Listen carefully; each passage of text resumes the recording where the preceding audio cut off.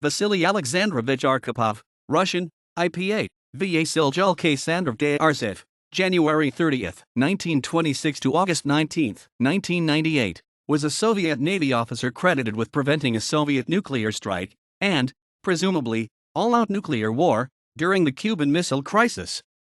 Such an attack likely would have caused a major global thermonuclear response.As flotilla commander and second-in-command of the diesel-powered submarine B-59.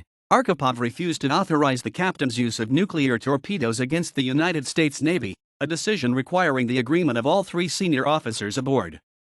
In 2002, Thomas Blanton, who was then director of the U.S. National Security Archive, said that Arkhipov saved the world. Arkhipov was born into a peasant family in the town of Staroye Kupadna, near Moscow. He was educated in the Pacific Higher Naval School and participated in the Soviet-Japanese War in August 1945, serving aboard a minesweeper. He transferred to the Caspian Higher Naval School and graduated in 1947. After graduating in 1947, Arkhipov served in the submarine service aboard boats in the Black Sea, Northern, and Baltic fleets. In July 1961, Arkhipov was appointed deputy commander and therefore executive officer of the new Hotel-class ballistic missile submarine K-19. After a few days of conducting exercises off the southeast coast of Greenland, the submarine developed an extreme leak in its reactor coolant system. This leak led to failure of the cooling system. Radio communications were also affected, and the crew was unable to make contact with Moscow. With no backup systems, Commander Zaitiev ordered the 7 members of the engineer crew to come up with a solution to avoid nuclear meltdown. This required the men to work in high radiation levels for extended periods. They eventually came up with a secondary coolant system and were able to keep the reactor from a meltdown. Although they were able to save themselves from a nuclear meltdown, the entire crew, including Arkhipov, were irradiated. All members of the engineer crew and their divisional officer died within a month due to the high levels of radiation they were exposed to. Over the course of 2 years, 15 more sailors died from the after effects. On October 27, 1962, during the Cuban Missile Crisis, a group of 11 United States Navy destroyers and the aircraft carrier USS Randolph located the diesel-powered, nuclear-armed Foxtrot-class submarine B-59 near Cuba. Despite being in international waters, the United States Navy started dropping signaling depth charges, explosives intended to force the submarine to come to the surface for identification. There had been no contact from Moscow for a number of days and, although the submarine's crew had earlier been picking up U.S. civilian radio broadcasts, once B-59 began attempting to hide from its U.S. Navy pursuers, it was too deep to monitor any radio traffic. Those on board did not know whether war had broken out or not.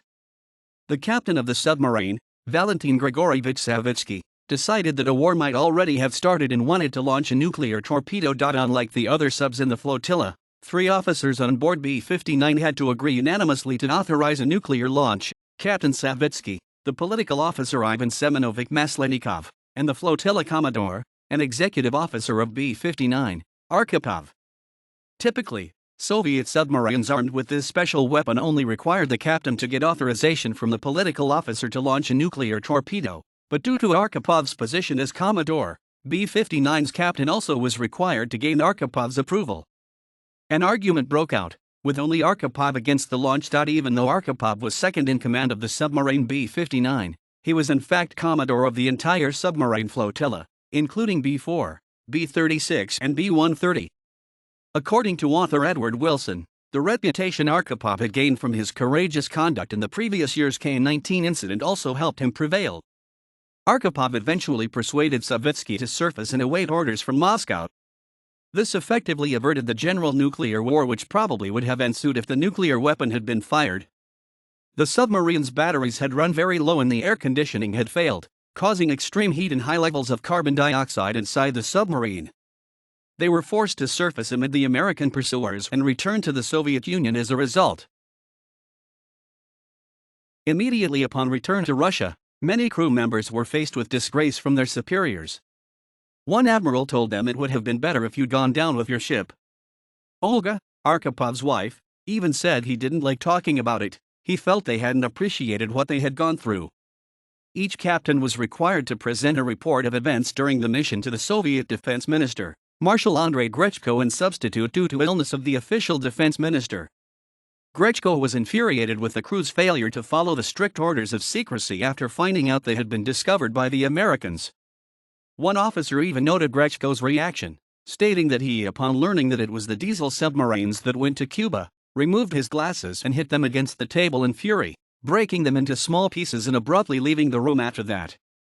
In 2002, retired Commander Vadim Pavlovich Orlov, a participant in the events, held a press conference revealing the subs were armed with nuclear torpedoes and that Arkhipov was the reason those devices had not been fired. Orlov presented the events less dramatically, saying that Captain Savitsky lost his temper, but eventually calmed down. When discussing the Cuban Missile Crisis in 2002, Robert McNamara, the U.S. Secretary of Defense at the time, stated, "We came very close to nuclear war, closer than we knew at the time." Arthur M. Schlesinger Jr., an advisor for the John F. Kennedy administration and a historian, continued this thought by stating this was not only the most dangerous moment of the Cold War, it was the most dangerous moment in human history. Arkhipov continued in Soviet Navy service, commanding submarines and later submarine squadrons. He was promoted to Rear Admiral in 1975 and became head of the Kirov Naval Academy. Arkhipov was promoted to Vice Admiral in 1981 and retired in the mid-1980s. He subsequently settled in Kupadna, which was incorporated into Zheleznodorozhny, Moscow Oblast, in 2004, where he died on August 19, 1998.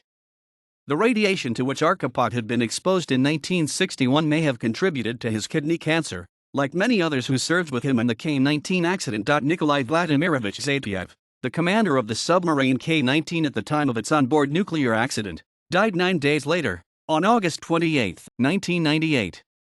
Both Arkhipov and Zaitsev were 72 at the time of their deaths. Vasily Arkhipov was married to Olga Arkhipova until his death in 1998. They had a daughter named Yelena. Arkhipov was known to be a shy and humble man. In a PBS documentary titled The Man Who Saved the World, his wife described him as intelligent, polite, and very calm. Much of what is known about his personality comes from her. According to her, he enjoyed searching for newspapers during their vacations and tried to stay up to date with the modern world as much as possible. In the same interview, Olga alludes to her husband's possible superstitious beliefs as well.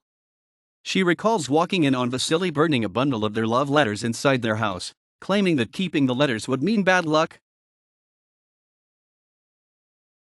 The K-19 accident was the basis for the 2002 film, K-19, The Widowmaker. The fourth track on the 2017 album The Dusk in Us by mathcore band Converge's titled Arkhipov Comment is based on his Cuban Missile Crisis decision. In recognition of his actions on board B-59, Arkhipov received the first Future of Life Award, which was presented posthumously to his family in 2017.